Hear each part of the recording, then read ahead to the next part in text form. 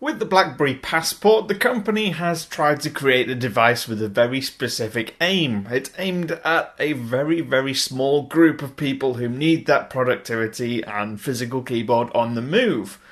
But what I wanted to find out is how well they've achieved that. And so I've been spending the last 10 days or so with this device to see what it's actually like to use in day-to-day use. And I'm going to be bringing you my full review in this video. I'm Cam from phonedog.com, and this is our Blackberry Passport review. Blackberry will point you to the fact that this device is the same size as an actual passport, hence the name. At least it is in terms of width and height. It's still over 9mm thick, but at 90.3mm wide, it's clear that this is a two-handed device. And that's not a bad thing. It gives ample room for a large physical keyboard. But make no mistake, this device is beautiful. Its glass front, matte black keys, metal chassis and frets give it an incredibly classy look. It's well built and solid. What's more, all the buttons have a great click. Nothing about it feels cheap.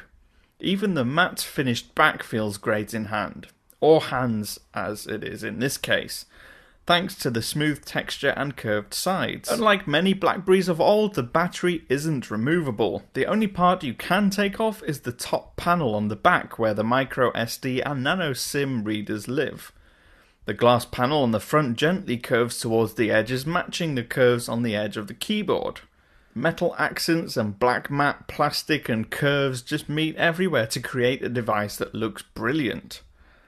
Anyone coming from an Android or iOS device will find the shape a little unusual, but you can't deny the craftsmanship and quality of materials, and how they've been put together. If we talk about that keyboard, I've already published an in-depth look at the keyboard, and in short, it's a 3-row 29-button physical QWERTY. Each of the rows is divided by the trademark metal frets, and each button is large and tapered, making them really easy to type on. But I can't help but feel that an extra row is needed. For the obvious punctuation marks, numbers and shift keys, you have to rely on a row of virtual keys on the bottom of the display. And trying to type switching between virtual and physical keys is quite confusing to the senses. 1 second you've got a really nice resounding click, the next you've just pressing a bit of glass with a fake sort of clicky sound. Still, typing is accurate, and the built-in touch sensitivity is a cool innovation that lets you do all kinds of things, like deleting words and selecting phrases and all other manner of gestures, including scrolling through lists and web pages. But let's deal with the elephant in the room. This is not a device designed for media consumption. BlackBerry never made it for that, so to kind of judge it based on that is a little bit silly.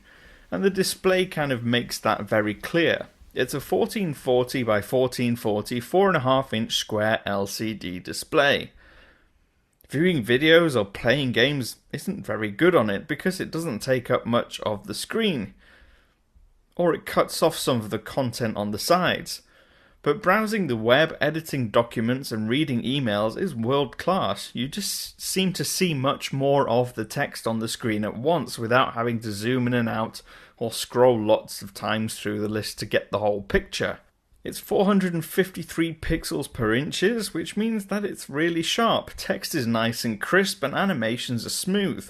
Viewing angles are good too, although it does have a tendency to make whites a little pinkish when you view it at certain angles. The Blackberry Passport comes shipped with Blackberry OS 10.3, and that comes loaded with all the stuff that we know and love about Blackberry 10 plus a few extra bits. It's now got Blackberry Assistant, which is the company's attempt to take on Siri and Google Now and Cortana, but it's not quite as fully fledged or reliable.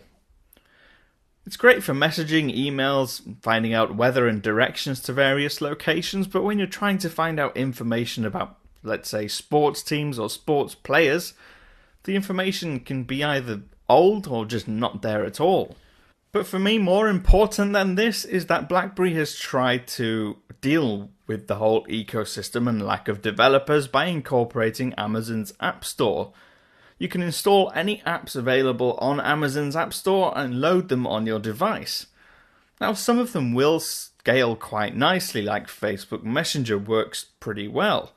But once you try playing games, because of the square display again, you'll find that some of the content on the edges will get cut off and you don't get the full picture. But some, again, work quite well. But for me, one of the best things and most important things about BlackBerry's operating system is always the efficiency and the way you get around it. It seems to be really quick and productive and intuitive, using the gestures to swipe in and out of different menus and access various points. And that leads us quite nicely onto performance, and for the most part, at least with native apps and the general user interface, it's really quick. The 2.26 GHz quad-core Snapdragon 801 processor makes light work of pretty much everything.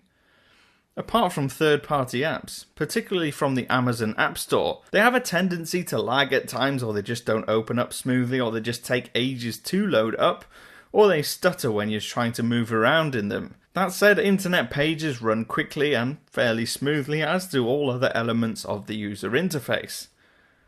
It does seem really quick and snappy. There's no extra animations to make it look nice like you may get on iOS, for instance. And battery life is good too. It comes shipped with a 3450 mAh battery, and that got me through 2 days of use on a full charge, and that was regularly with pretty much every cycle.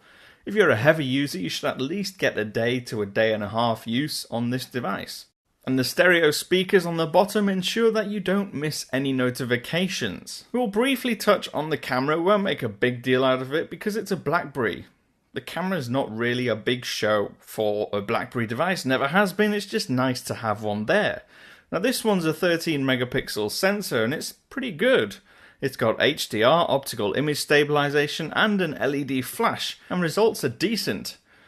Although trying to take them with a square screen isn't the easiest, it's still, colours and sharpness are good in daylight, and it does pretty well in low light too, although you do tend to see some noise and graining cropping into your images if it gets a little bit too dark.